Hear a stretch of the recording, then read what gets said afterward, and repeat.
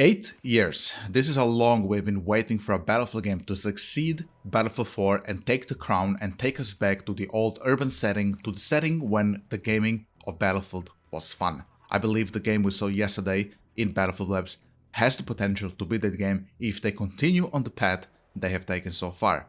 For obvious reasons, I cannot really show you the gameplay of the leaked Battlefield Labs on my channel because EA would kill me immediately, so I'm gonna show you Zavo 311 instead, and I hope that's enough to convince you of listening to me about this discussion. Let's start with the easy thing, but a very important thing what I saw as soon as I saw the leaks. The map layout. I'm not specifically only talking about its urban setting, that's a skin, I'm talking about the layout. They have put there 5 flags only.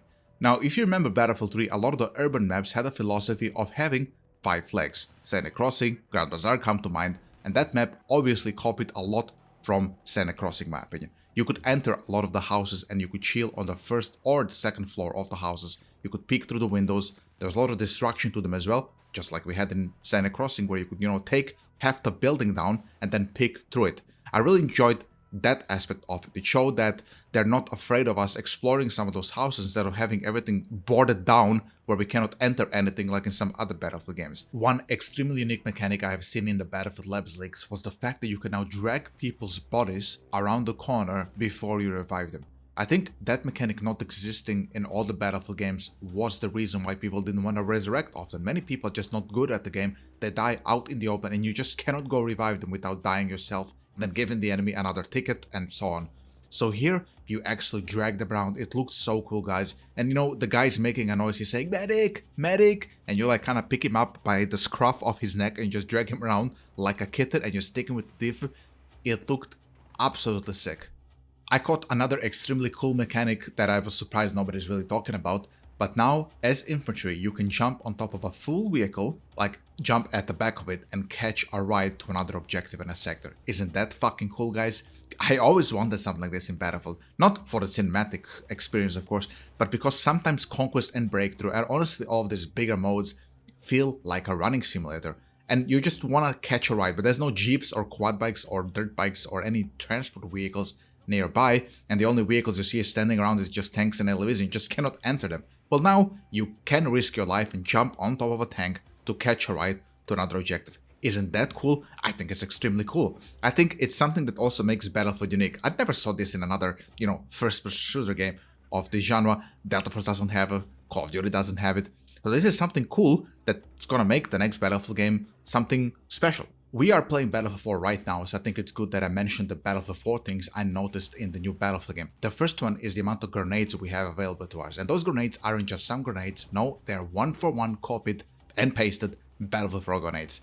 We have the V40 Mini, we have the Ergo Impact, we have the Incendiary, we have the M67 frag grenades. There's like 10 grenades you can choose from. I couldn't see all of them, but I saw the Battlefield 4 ones at the top, and I was surprised to see this back. I always enjoyed the Battlefield 4 grenades because it was something unique to Battlefield 4, and I liked having a grenade I could pick for, a situation. I want to push a corner, I'm gonna play aggressive this match, Ergo Impact suits me well. So this is back, this is great.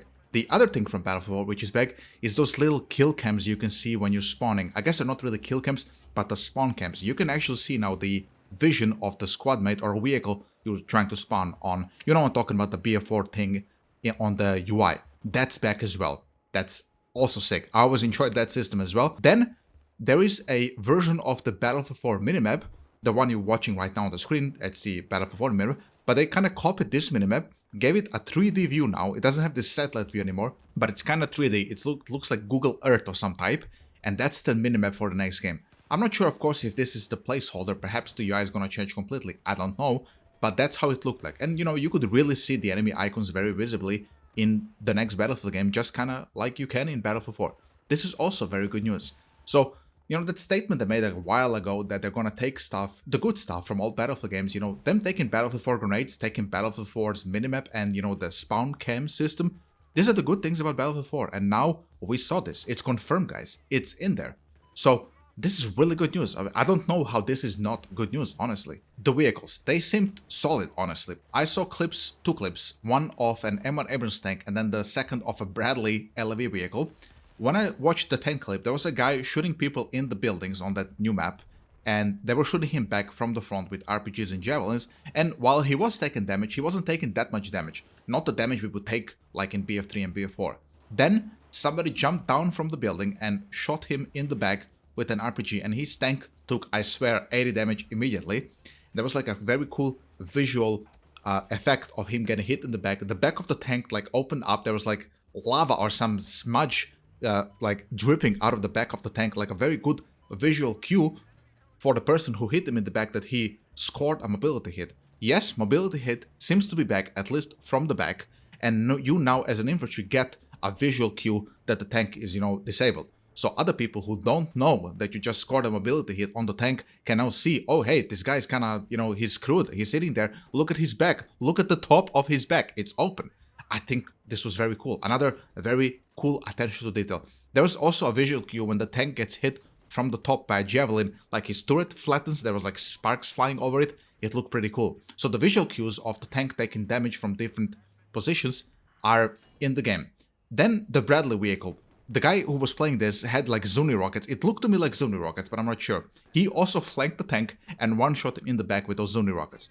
So it seems the back of the tank is going to be like a big critical point. It always was, but even more so now in this game. Like, it's actually crazy how much damage the vehicles were taking from the back.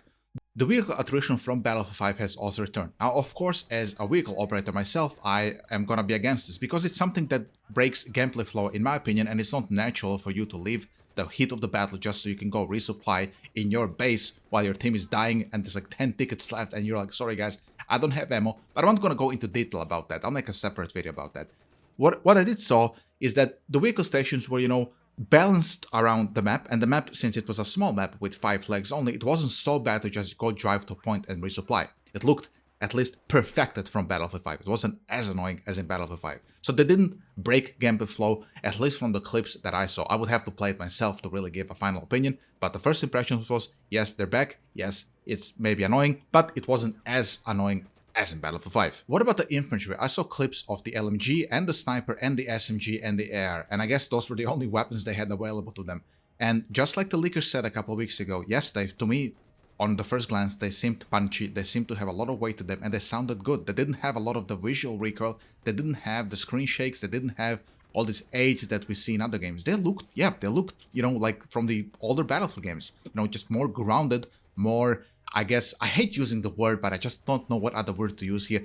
They looked, quotation marks, realistic, and that's fine. They just had a holographic sight, and I swear the holographic sight looked exactly like the one from Battlefield 3. It was huge, it was blocky, but it had that, clear, nice red circle that really fitted into the style of the game they chose here. The final thing I'm gonna mention, and I think it's important, so I'm sorry I left it for the last, the art style of the game. It doesn't look cartoony like Battlefield 2042. Battlefield 2042 to me looks like it's made from fucking Play-Doh. I'm not kidding. It has some type of a clay feeling to it, some gum. I don't know how to explain it. It just, you know what I'm talking about.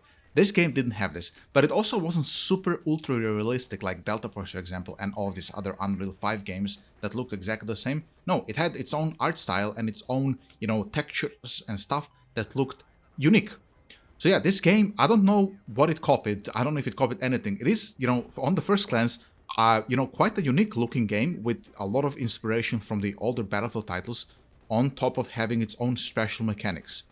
So if I had to give a final verdict, just for the video, what would I rate what I saw? I would rate, guys, what I saw a very optimistic 6 or 7 out of 10. That would be like my rating for what I saw.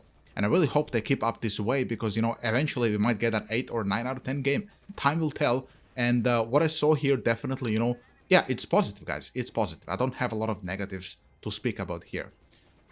Thank you so much for watching. If you enjoyed watching the video, just leave a like, subscribe, leave a comment for the algo, please. And yeah, I'll be posting more content as we go. Thank you once again. See ya, have a great weekend, and bye-bye.